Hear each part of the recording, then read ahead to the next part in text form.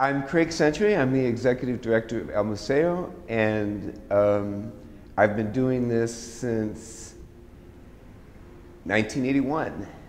Essentially what we do is we explore the work of African American artists, Latino artists, Caribbean artists, Native American artists, and Asian artists.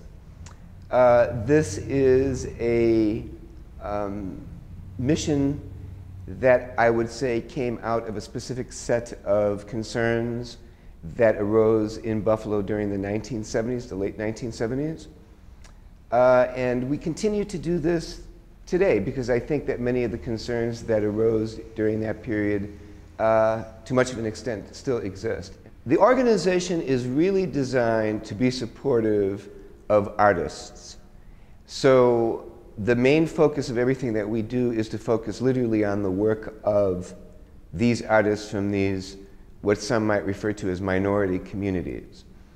And so they are the direct beneficiaries of that. Now the public, on the other hand, they in fact benefit from this, especially if you're from these communities, because it's one of the few places on a regular basis that you can go where you can see topics or images of yourself displayed on the wall and which is being really supportive of the concerns of your community. The hopes for the organization for the future, I think, is a difficult one to answer to some extent because we have operated very much the same way for 32 years at this point.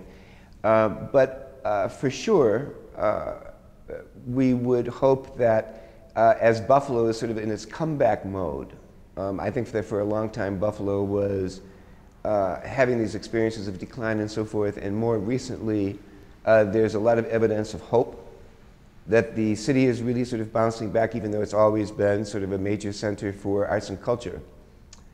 But we would like to be able to play, hopefully, a bigger part in the cultural scene here in Buffalo, make the kind of work and so forth that we do more visible and accessible to the people who come to visit the city, as well as the people who live here as well.